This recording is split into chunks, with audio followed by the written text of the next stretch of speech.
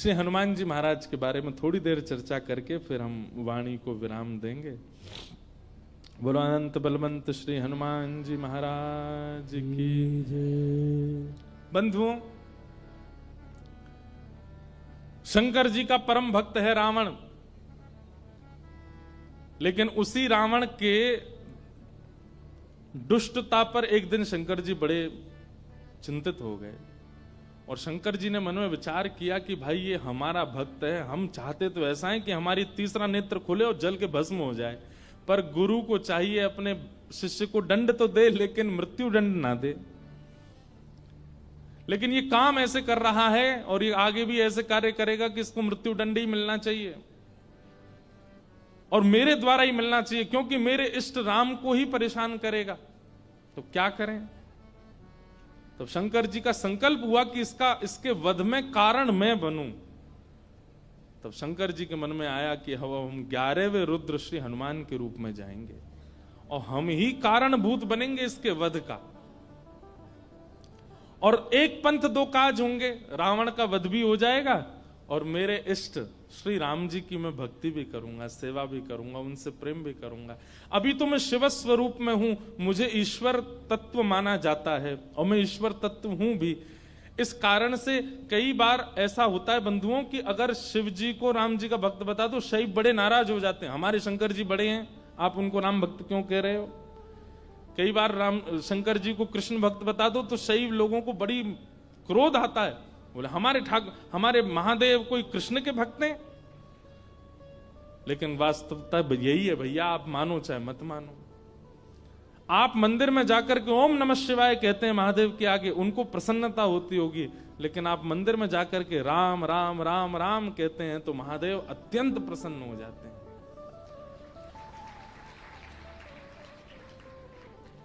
सहस्त्र नाम तत्तुल्यम राम नाम वरानने।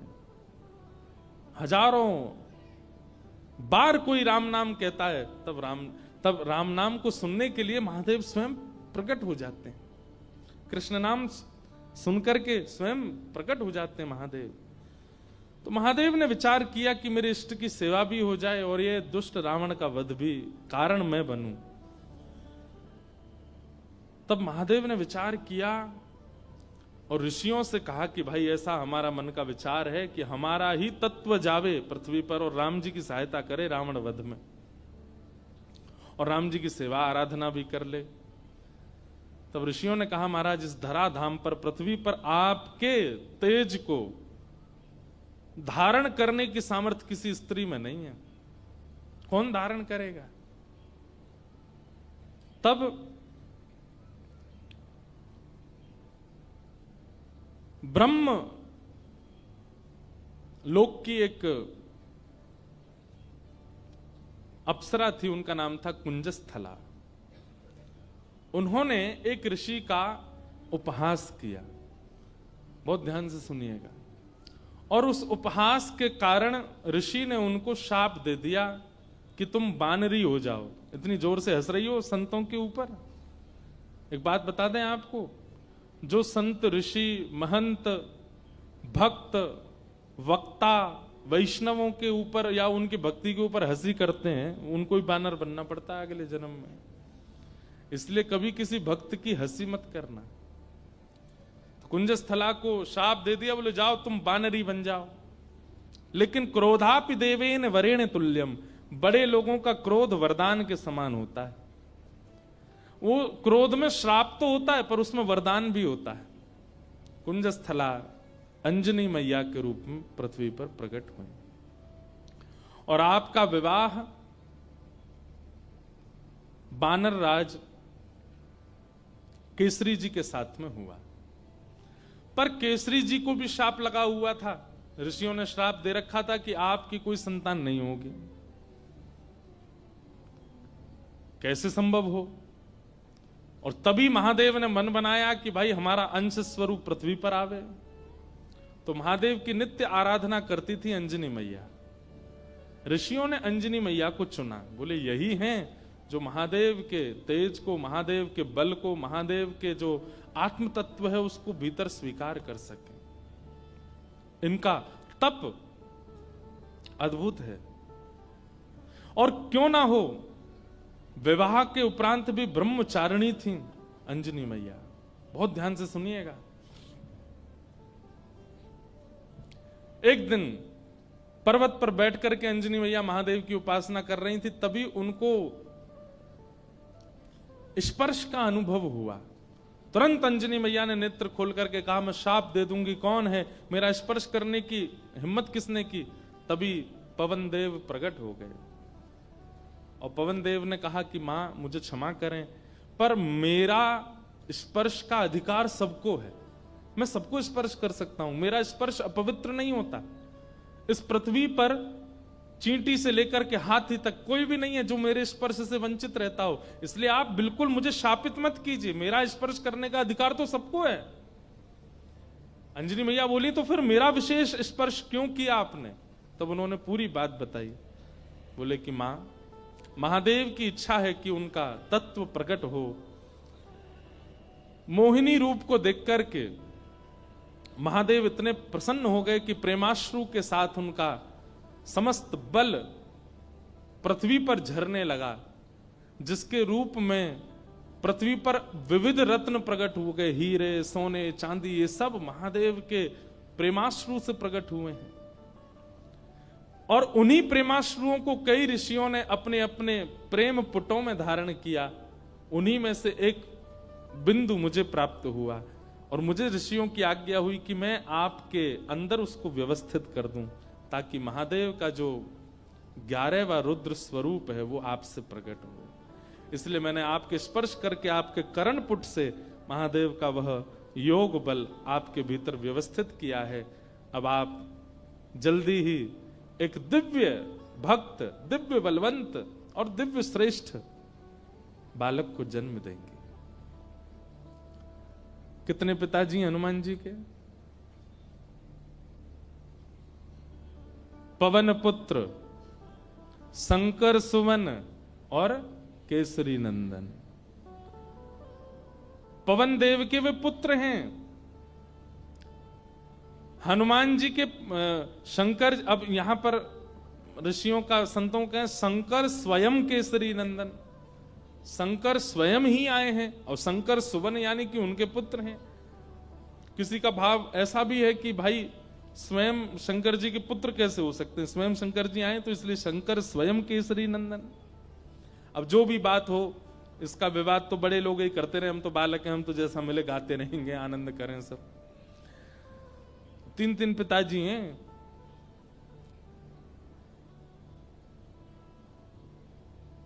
इस प्रकार आज ही के दिन अंजनी मैया ने, अंजनी मैया के दिव्य कोख से दिव्य तेज प्रकट हुआ और पृथ्वी पर प्रकट हुए इस पृथ्वी के रक्षक, भक्तों के रक्षक, दानवों का दलन करने वाले प्रभु श्री राम के अनन्य भक्त पवन पुत्र श्री हनुमान जी महाराज की जय हो, जय हो, जय हो। श्री हनुमान जी का प्रादुर्भाव हुआ, तीनों लोकों में डुमडुमियां बजने लगी, देवता सब आनंदित हो गए, सब सुरक्षित अनुभव करने लगे। क्यों? बोले अब हमारी रक्षा करने वाले आ गए। श्री हनुमान जी महाराज का प्रादुर्भाव हुआ। देवताओं ने आकर के सबने उनको बल प्रदान किया, किसी ने बल प्रदान किया, किसी ने गदा प्रदान की, किसी ने बुद्धि प्रदान की, किसी ने मेधावी। इस प्रकार से सब देवताओं ने आकर के हनुमान जी महाराज को दिव्य दिव्य तेज प्रदान किया। पर भैया एक बात सुनिएगा, हनुमान जी महाराज के पास एक भी वस्तु ऐसी नहीं है जिसकी कमी हो। वो भले ही बानर थे, पर बानर रूप में भी इतने सुंदर थे कि उनको देखने के लिए राम जी लालायित रहते थे कि कोई हनुमान जी को मेरे सामने बैठा दो। आज भी अनेक हनुमान मंदिरों में आप देखेंगे हनुमान जी के सामने ही राम जी बैठे होंगे। प्रियतम को सामने बैठाया जाता है, भले ही भक्त हैं हनुमान जी, लेकिन राम जी को उनका दर्शन इतना अच्छा लगता है, पूरा विश्व राम जी को देखता है, पर राम जी हनुमान जी को देखते हैं। और इस सुंदरता का कारण क्या है कि हनुमान जी में इतनी योग्यताएं हैं, पर सारी योग्यताएं भक्ति से ढकी हुई हैं। हम लोग कैसे हैं?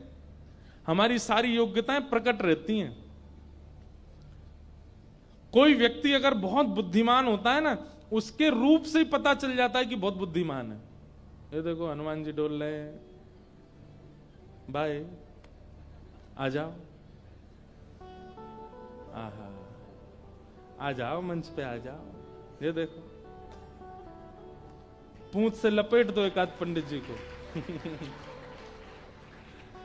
अनंत बलवंत श्री हनुमान जी महाराज की।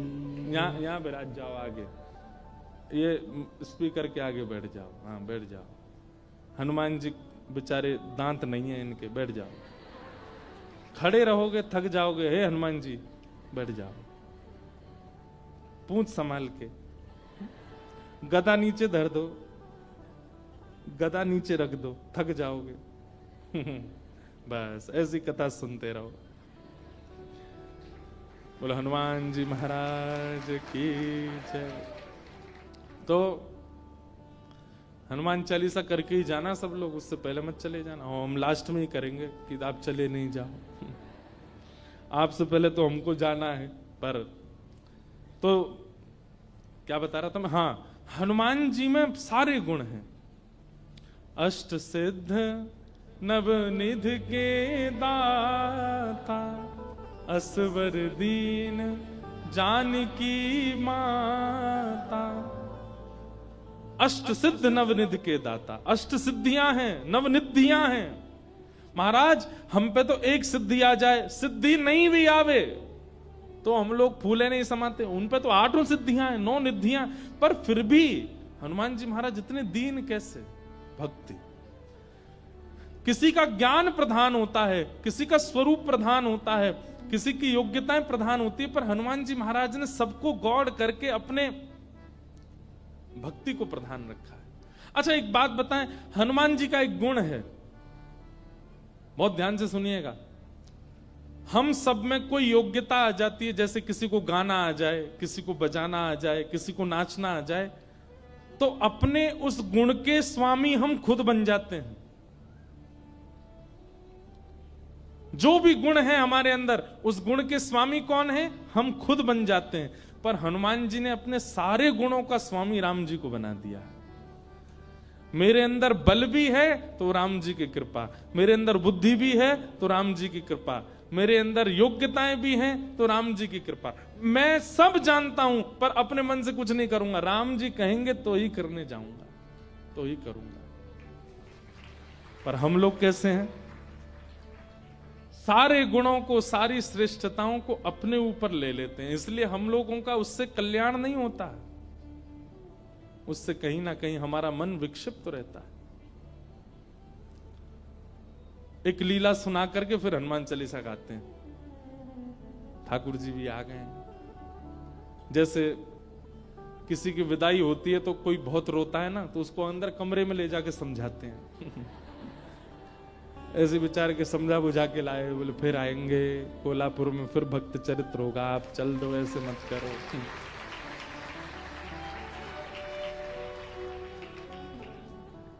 विरह बहुत ज्यादा है भैया ने, ऐसे लिटा के बैठे हो इन्हें, बोल दो कहीं फिर से कूद पड़े ऊपर से। तो एक लीला सुनिए, सब लोग इधर देखो, उसके बाद हम कथा विश्राम करेंगे। हनुमान जी लौट रहे थे लंका से, पुष्पक विमान में राम जी के साथ बैठे थे। तो राम जी जगह जगह दिखाते जा रहे थे जानकी जी को। पता है आपको, यहां पे हमने ऐसा किया था, यहां पे हमारी बली को हमने, बाली को हमने बाण मारा था, इधर बैठ करके हम सब बानरों के साथ में हमने मीटिंग करी थी, यहां पर ये हुआ था। सारे स्थान दिखाते हुए जा रहे थे राम जी। तभी एक स्थान आया, उसको देख करके हनुमान जी के नेत्र सजल हो गए। राम जी बोले, हनुमान जी आप क्यों रो रहे हैं? हनुमान जी बोले, अब जो नीचे स्थान है ना, ये मेरी जन्मभूमि है, यहां मेरा जन्म हुआ है, और मैं अपनी मैया अंजनी मैया से बहुत वर्षों से मिला नहीं हूं। मुझे सीता जी में ही अपनी मां दिखती हैं, पर क्योंकि जन्म स्थान के ऊपर से जा रहे हैं तो मुझे याद आ गई मां की। राम जी बोले, इसी वक्त यहीं पर ही विमान रोको, नीचे चलो, तुम अपनी मां से। नहीं नहीं भगवान लेट हो जाएंगे। बोले नहीं, कोई देरी नहीं, हम भी मिलेंगे, हमारे हनुमान जी की माता जी का हम भी दर्शन करेंगे। हनुमान जी बोले, आप मिलेंगे मैया से? बोले हाँ मिलेंगे, चलो।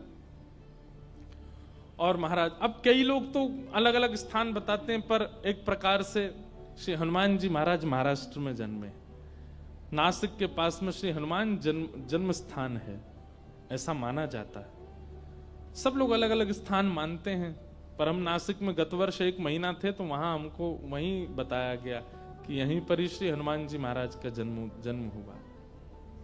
दंडक वन, दंडकारन वन, और लगता भी है वहां स्थान पर, ऐसा प्रतीत भी होता है कि हनुमान जी यहीं जन्मे होंगे। तो वहां पहुंचे और सीता जी, राम जी, सब लोग गए तो देखा एक पर्वत के ऊपर नेत्र बंद करके बैठी अंजनी मैया। नेत्र खोल करके जैसे ही देखा तो सामने राम जी, जानकी जी, लक्ष्मण जी, सब वानरों की सेना और श्री हनुमान जी महाराज आ रहे हैं। अंजनी मैया के नेत्र सजल हो गए, दंडवत प्रणाम किया, बोले वाह, ऐसा पुत्र पूरे विश्व की मैयाओं को मिले जो साक्षात भगवान को लेकर के आवे। हनुमान जी को हृदय से लगा करके मैया बड़ी प्रसन्न हो गई।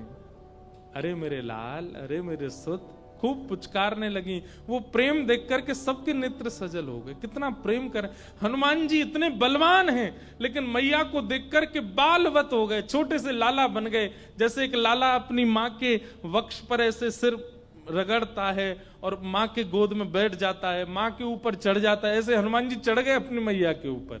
और ये श्री अंजनी मैया एक बालवत जैसे लाला को प्रेम करती हैं, ऐसे हनुमान जी को हृदय से लगा के खूब पुचकार रही हैं। हनुमान जी के नेत्र सजल हो गए, राम जी के नेत्र सजल हो गए देख करके अंजनी मैया के इस प्रेम को।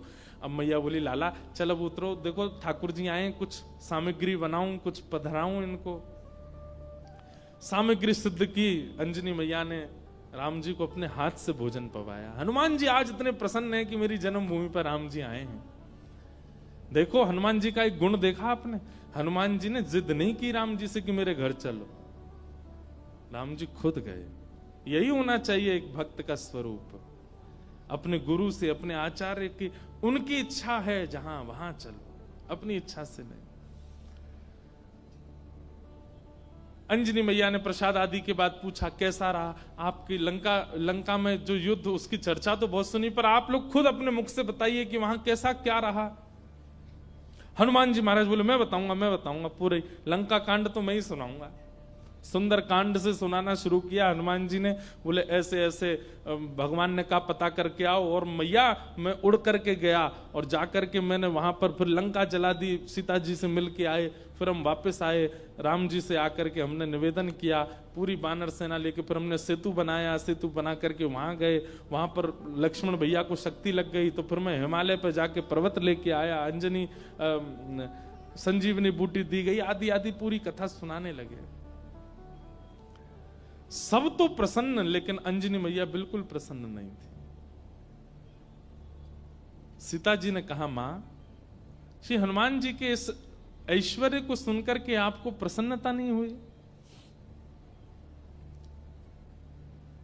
अंजनी मैया बोली, मुझे बिल्कुल प्रसन्नता नहीं है, बल्कि मुझे तो संशय हो रहा है हनुमान के ऊपर। बोले क्यों? बोले हनुमान के होते हुए भी राम जी को इतना परिश्रम क्यों करना पड़ा? ये मेरा पुत्र हनुमान है, इसकी परवरिश ऐसी हुई है, इसका लालन पालन ऐसा हुआ है कि ये अकेला चाहे तो अपने एक बाम पाद प्रहार से पूरी लंका को रसातल में भेज सकता था।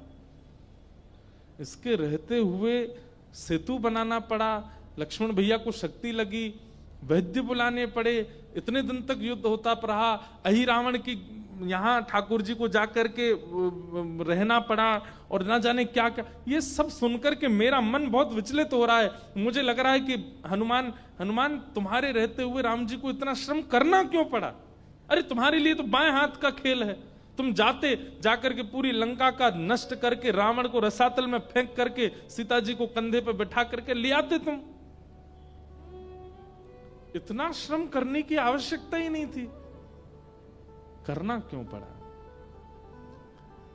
तो ये बात सुनकर के और तो किसी के मन में नहीं, पर लक्ष्मण जी के मन में थोड़ा सा आया कि मैया को कुछ ज्यादा ही बल का ये मान है कि बहुत ज्यादा बलवान है। अरे ठीक है, हनुमान जी हो गई लीला पूरी, अब इतना क्रोध क्यों कर रही है बेचारी उन पे? अंजनी मैया समझ गई लक्ष्मण जी अभी समझ नहीं रहे कि मैं क्या कहना चाह रही हूं। तभी अंजनी मैया एक दूर पर्वत पर गई और वहां पर्वत पर जाकर के हनुमान जी को टकटकी लगा के देखने लगी। तो हनुमान जी को देखते देखते अंजनी मैया के चित्त में वात्सल्य उमड़ा और वही वात्सल्य उनके पयोधर से दुग्ध बन करके बहने लगा। एक बूंद दुग्ध की पयोधर से निकल करके जैसे ही उस पर्वत खंड पर गिरी, पर्वत बीच से विदीर्ण हो गया, ज्वालामुखी प्रकट हो गई, काले काले बादल आकाश में छा गए, पृथ्वी डामाडोल हो गई। लक्ष्मण लाल जी बोले ये क्या था? अंजनी मैया बोली ये अंजनी के पयोधर के दुग्ध के एक बिंदु का ये असर है। जिस बिंदु को पृथ्वी और ये पर्वत नहीं सहन कर पाते, उस बिंदु, उस दुग्ध में पला बड़ा है हनुमान। उसको अपने गर्भ में धारण किया हनुमान ने। अंजनी के दूध को गर्भ में धारण करने की सामर्थ्य किसी की नहीं है। जीवन पर्यंत विवाहिता होते हुए भी, बालक होते हुए भी ब्रह्मचारिणी है अंजनी मैया। उनके दुग्ध को पिया है हनुमान ने, और उसके रहते हुए, इतना बलवंत होते हुए भी ये सब करना पड़ा। तब अंत में राम जी उठे, बोले मैया आप हनुमान जी के बल पर किसी को संशय नहीं है, किसी को शक नहीं है। पर हनुमान जी में एक गुण है क्या, कि वे अपने बल को अपना नहीं मानते, वो मेरा मानते। वे चाहें तो जाकर के रावण को मार सकते थे, लेकिन वहां भी चिंतन कर रहे थे राम की आज्ञा नहीं है मुझे। वे चाहते तो पूरी लंका को जला नहीं, रसातल में फेंक देते, उठा करके उखाड़ करके। हनुमान जी महाराज ने, एक कथा आती है कि रावण की सेना में चिरंजीवी सेना भी थी रावण की, मतलब उनको कोई मार ही नहीं सकता, उन्होंने अमृत पिया रखा था, वो मरेंगे ही नहीं, चाहे उनको सुदर्शन चक्र काट दे, चाहे उनको गदा से मार दिया जाए, उनकी मृत्यु नहीं हो सकती। जब वे अजर अमर योद्धा लड़ने के लिए हनुमान जी से आए तो हनुमान जी बोले क्या करें, ये मरने वाले तो है नहीं। तो हनुमान जी ने अपनी पूंछ पर लपेट करके इतनी वेग से उनको आकाश के ऊपर भेजा कि जहां गुरुत्वाकर्षण, पृथ्वी का गुरुत्वाकर्षण होता है ना, कोई भी चीज ऊपर फेंको नीचे गिरती है, तो कुछ समय बाद गुरुत्वाकर्षण खत्म हो जाता है।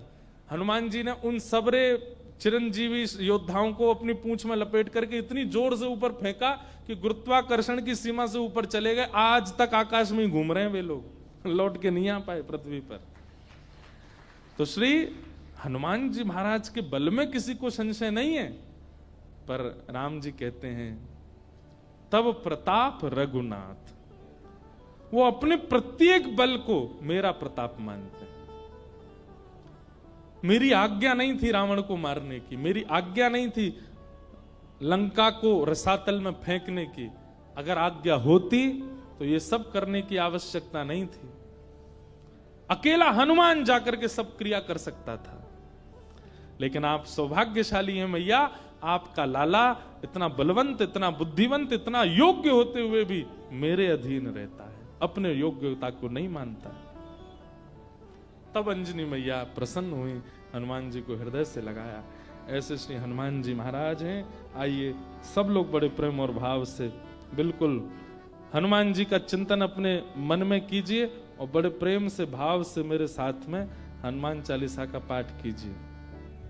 हमारी राम जी से राम राम कहियो जी हनुमान, हमारे राम जी से राम राम कहियो जी हनुमान, हमारे राम जी से राम राम कहियो जी हनुमान, हमारे राम जी से राम राम कहियो जी हनुमान, हे कहियो जी हनुमान सुनइयो जी हनुमान, कहियो जी हनुमान सुनइयो जी हनुमान, हे कहियो जी हनुमान सुनइयो जी हनुमान, कहियो जी हनुमान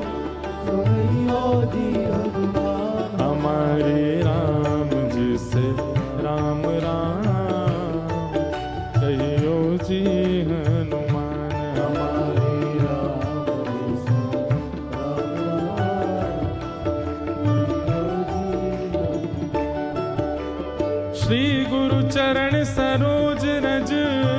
निज मन मुकुर सुधार, वर्णौ रघुवर विमल यश, जोदायक फल चार। बुद्धिहीन तनु जान के, सुमिरौ पवन कुमार। बल बुद्धि विद्या देहु मोहे, हरहु कलेश विकार।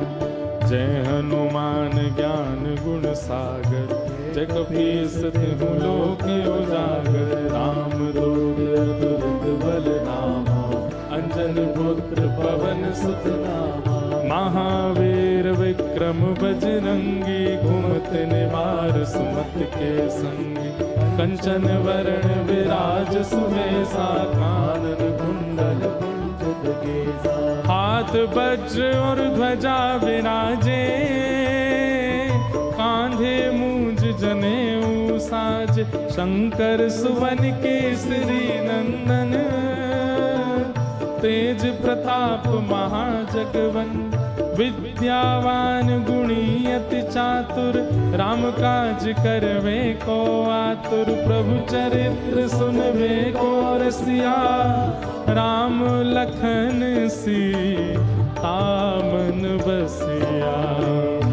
हमारी राम जी से राम राम, कहियो जी हनुमान। हमारी राम जी से राम राम, कहियो जी हनुमान। कहियो जी हनुमान, सुनैयो जी हनुमान। कहियो जी हनुमान, सुनैयो जी हनुमान। कहियो जी हनुमान, सुनैयो जी हनुमान। कहियो जी हनुमान, सुनैयो जी हनुमान। हमारे राम जी से राम राम, कहियो जी हनुमान। हमारे राम जी से राम राम, कहियो जी हनुमान। हे सूक्ष्म रूप धरि सियहि दिखावा, विकट रूप धरि लंक जरावा। भीम रूप धरि असुर संहारे, रामचंद्र के काज सवारे। लाय सजीवन लखन जियारे, श्री रघुवीर हर्ष उर लाए। रघुपति कीन्ही बहुत बड़ाई, तुम प्रिय भरत सम भाई। सहस बदन तुम रोजस गावे, अस श्रीपति कंठ लगावे। सनकादिक ब्रह्मांड मुनीषा, नारद सारद सहित अहीसा। जम कुबेर दिखपाल जहाँ थे, कभी कोविद कहीं सके कहाँ थे। तुम पुकार सुग्रीवहि कीना, राम मिलाए राजपद दीना। तुमरो मंत्र विभीषण माना, लंकेश्वर भय सब जग जाना। युग सहस्त्र जो जन पर भानु, लील्यो ताहि मधुर फल जान। प्रभु मुद्रिका मेल मुख माही, जग गए अचरज नाहि। दुर्गम काज जगत के जेते, सुगम अनुग्रह तुमरे देते। राम दुआरे तुम रखवारे, होत न आज्ञा बिन पसारे। सब सुख लहे तुम्हारी शरणा, तुम रक्षक काहू को डरना। आपन तेज समारो आपे, तीनों लोक हाथ पे कांपे। भूत पिशाच निकट नहीं आवे, महावीर जब नाम सुनावे। नासे रोग हरे सब पीरा, जपत निरंतर हनुमत वीरा। संकट ते हनुमान छुड़ावे, मन क्रम वचन ध्यान जो लावे। सब पर राम तपस्वी राजा, तिनके काज सकल तुम साजा।